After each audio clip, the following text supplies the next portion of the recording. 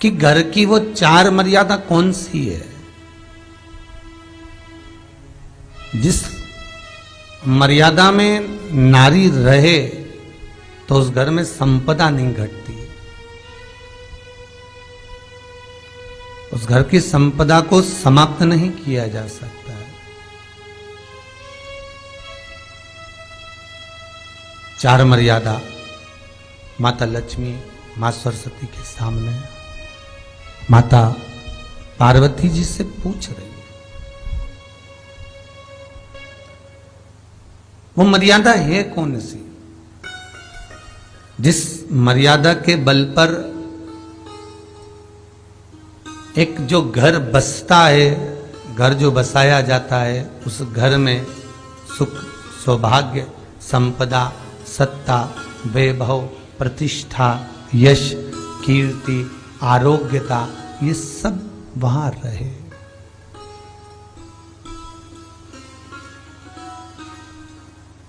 पहला, मां पार्वती ने माता लक्ष्मी को कहा, अतिथि देवो भव।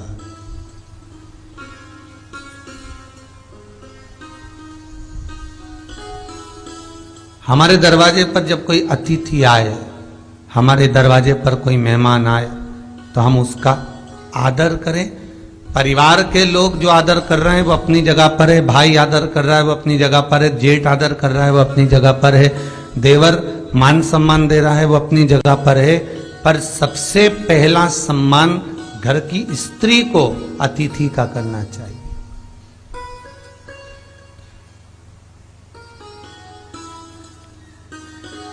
सास के मेहमान आ गए, पहचान वाले, बहुवन मालूम पड़े अपने कमरे में बैठी हुई है। मेहमानों ने आकर पूछ लिया, क्यों बहू नहीं दिख रही? बस आ रही होगी। सास गई, रसोई घर में से पानी लाकर पिला दिया। फिर मेहमानों ने पूछा, बहू नहीं दिख रही? बस आती होगी। 2 बार सास ने गिलास भी गिरा दिया कि एक आध तो आ जाओ रही ऊपर से, पर नहीं आई। जब सास ने चाय रख दी और चाय रखकर सास फिर लेकर आई, तो बहुओं के मन में आया, चलो सास ने चाय बना दी है, खुशबू ऊपर आ गई है, अब चलते हैं। और बहू फिर नीचे आई।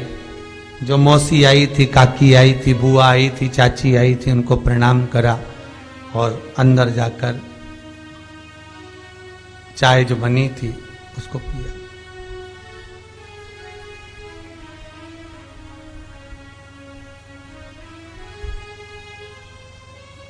एक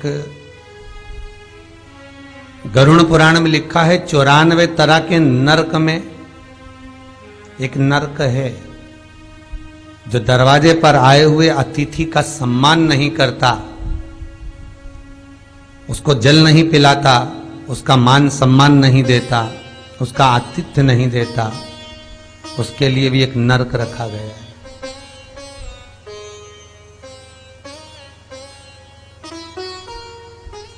हजारों नरकों में एक नरक वो भी है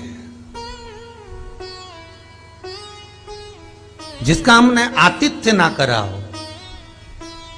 मेरा बहुओं से निवेदन है, सास के रिश्तेदार आए तो आप उनका भी आदर करिए, और आपके रिश्तेदार आए तो आप उनका भी आदर करिए। जेठानी के रिश्तेदार आए तो आप उनका भी आदर करिए, और देवरानी के रिश्तेदार आए तो आप उनका भी आदर करिए। आप किसी न किसी रूप में जो अतिथि आया है वो न जेठ का है, न देवर का है, न वो सास का है, अतिथि घर का है। किसी एक व्यक्ति का अतिथि नहीं है।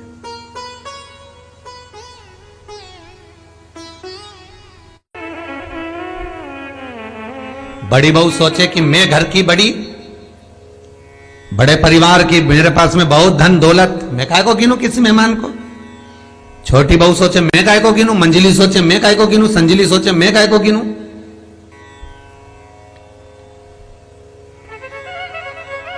तुम्हारे माँ बाप आए, सास अगर तुम्हारे पिता से, तुम्हारी माता से बात ना करे, देवरानी बात ना करे, जेठानी बात ना करे, तो तुम्हें कैसा लगेगा कि तुम्हारे माँ बाप आए और किसी ने सम्मान नहीं करा।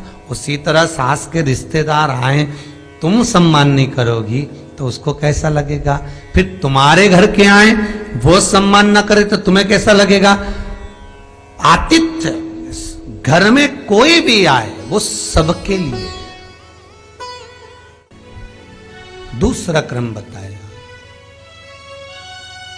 घर के दरवाजे पर जो तुलसी का पौधा होता है, जीवन में सबसे पहले अगर दुख आता है, तकलीफ आती है, कष्ट आता है, बीमारी आती है, रोग आता है, कोई बड़ा घटना घटने वाली होती है, कोई बड़ा कष्ट आने वाला होता है, तो लक्ष्मी जी से माता पार्वती कह रही है, घर में जो तुलसी का पौधा होता है सबसे पहले घात उसी पर होती है। तुलसी का पौधा सूख जाता है, समाप्त हो जाता है, उसके डालियां मुरझा जाती हैं, नीचे लटक जाती है, मंजरी झुक जाती है, या तुलसी के कुंडे में जो मिट्टी है उसमें फफूंद पड़ जाती है।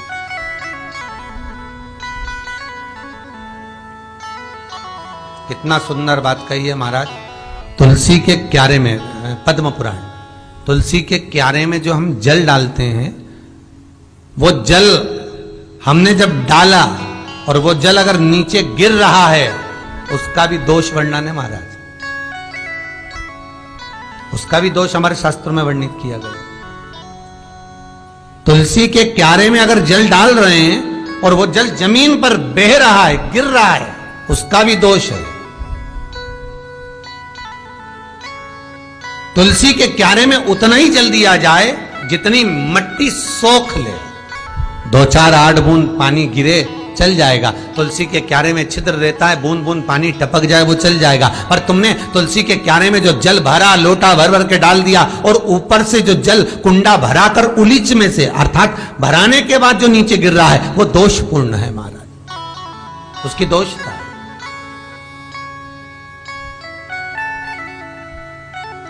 वो दोष देने वाला।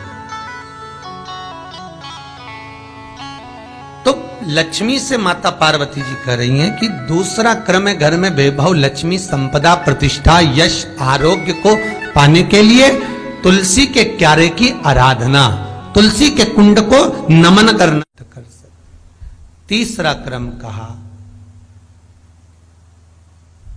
घर में चाहे नल लगा हो, चाहे आरओ का प्लांट लगाओ, पानी का, घर में छोटा छोटा आरओ पॉइंट लगा लेता है,